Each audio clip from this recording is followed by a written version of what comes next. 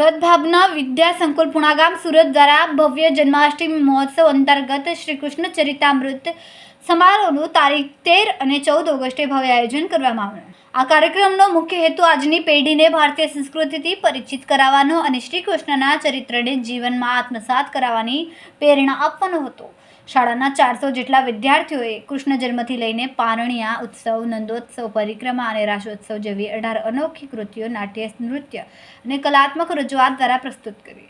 શાળાના સંચાલકો શ્રી મનેશભાઈ સોજીત્રા, શ્રીમતી શિલ્પાબેન સોજીત્રા તથા આચાર્ય શ્રી જિગ્નેશભાઈ હેમંતભાઈ અને શિક્ષક મંડળના માર્ગદર્શન હેઠળ આ કાર્યક્રમનું ભવ્ય આયોજન થયું. નમસ્કાર સૌ દર્શક મિત્રોને. સદભાવના વિદ્યા સંકુલ સુરતીનગર સોસાયટી પુણાગામ સ્થિત ખૂબ સરસ મજાનો ભવ્ય સમારોહ. જન્માષ્ટમી પર્વ નજીક છે. ભારતીય સંસ્કૃતિ પ્રણાલી પ્રમાણે દરેક શાળાઓની અંદર ખૂબ સરસ મજાના ઉત્સવો થતા હોય છે, પણ અમારી શાળા સદભાવના વિદ્યા સંકુલ દ્વારા વર્ષ દરમિયાન અવનવી રીતે બાળકોની અંદર કંઈક એવી ભક્તિ અને ચેતના જાગે એવા ભાવ સાથે અમારી શાળાના ટ્રસ્ટી સાહેબ શ્રી મનીષભાઈ સોજીત્રા, સહસંચાલિકાબેન શ્રીમતી શિલ્પાબેન સોજીત્રા અને સૌ ટ્રસ્ટીગણ ખરેખર ખૂબ ઉમદા વિચાર અને દ્રઢ વિચારસરણી સાથે વિદ્યાર્થીઓની અંદર કંઈક એવી ભક્તિભાવ નિર્માણ કરવા ઈચ્છે છે.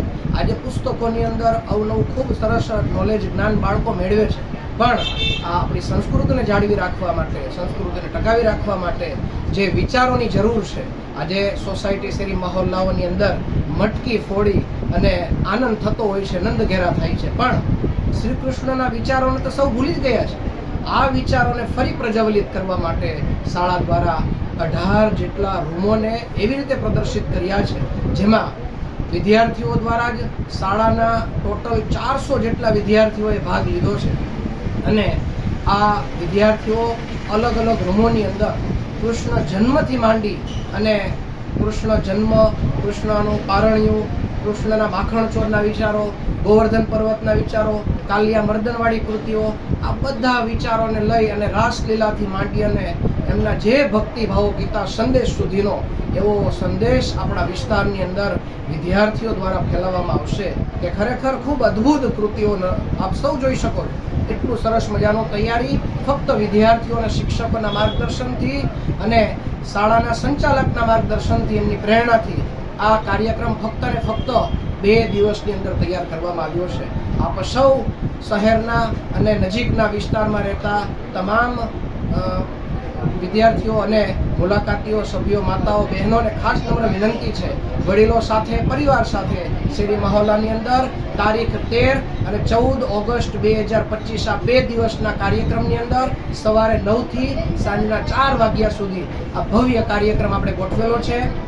1-1.5 કલાકનો સમય લઈ આપ સૌને પધારવા માટે નમ્ર વિનંતી છે. અસ્તુ. જય હિન્દ, જય ભારત. જી, તમારું નામ? નમસ્કાર, મારું નામ સિયાંશી સોરઠિયા છે અને હું ધોરણ 12 ની અંદર અભ્યાસ કરું છું. આજે તારીખ 13 તારીખ અને 14 તારીખના રોજ અમારી શાળા સદભાવના વિદ્યા સંકુલ દ્વારા જન્માષ્ટમી તહેવાર અંતર્ગત શ્રી કૃષ્ણ ચરિતામૃત મહોત્સવનો એક અદ્ભુત કાર્યક્રમ 2 દિવસની અંદર આયોજિત કરવામાં આવ્યો છે. આ કાર્યક્રમ કરવાનો વિચાર અમને અમારા સર અને અમારા શિક્ષકોની પ્રેરણા અને વિદ્યાર્થીઓના સહકાર થકી અમે આ કાર્યક્રમ છે આજે સફળ કરી શક્યા છીએ. આ કાર્યક્રમ 2 દિવસનો છે, 13 તારીખ અને 14 તારીખ સવારના 9 વાગ્યાથી 4 વાગ્યા સુધી. હવે તમને એમ થશે કે આટલો મોટો કાર્યક્રમ છે 2 દિવસનો, તો આ 2 દિવસના કાર્યક્રમની અંદર શું હશે? 2 દિવસના કાર્યક્રમની અંદર આ કાર્યક્રમ કરવા પાછળનો અમારો અને અમારા સરનો હેતુ એવું છે કે હાલના સમયમાં જે રીતે કૃષ્ણ જન્માષ્ટમી છે એ ભવ્યતાથી ઉજવાય છે, પણ એની અંદર હોય છે લોકોનો માત્ર ને માત્ર વિકૃત આનંદ, કે કઈ રીતે આપણે એક દિવસની અંદર માત્ર મોજ મસ્તી કરી શકીએ. પણ અમારો વિચાર એવો નથી. અમારો અને અમારા સરનો હેતુ એવું છે કે આ કાર્યક્રમ કરવા પાછળનો હેતુ કે કૃષ્ણને આપણે મેળવો નહીં, કૃષ્ણને અનુભવો, કારણ કે કૃષ્ણ એક લાગણી છે, એક સમજણ છે, આપણે એને અનુભવવાની છે. આ સમગ્ર કાર્યક્રમ 2 દિવસની અંદર થયો છે, જેની અંદર લગભગ 18 જેટલી કૃતિઓ છે એને આવરી લેવામાં આવી છે, કે જેમાં 12 કૃતિઓ એવી છે કે જે કૃષ્ણ ભગવાનના જન્મથી લઈને ગીતા ઉપદેશ સુધીની તમામ કૃતિઓને આવરી લીધેલી છે. આ કૃતિ છે એ નાટ્ય સ્વરૂપે રજૂ થયેલી છે. ઉપરાંત 5 જેટલા નૃત્ય પણ આની અંદર સમાવેશ કરવામાં આવ્યા છે. અને આ કાર્યક્રમ બહુ જ ભવ્યતાથી અમારી શાળા દ્વારા, અમારા શિક્ષકોના સહકારથી અને અને નાના ધોરણથી માંડીને ધોરણ 12 સુધીના તમામ વિદ્યાર્થીઓના સહકારથી આજે અમે આ કાર્યક્રમ છે એ સફળ બનાવી શક્યા છીએ. જય શ્રી કૃષ્ણ.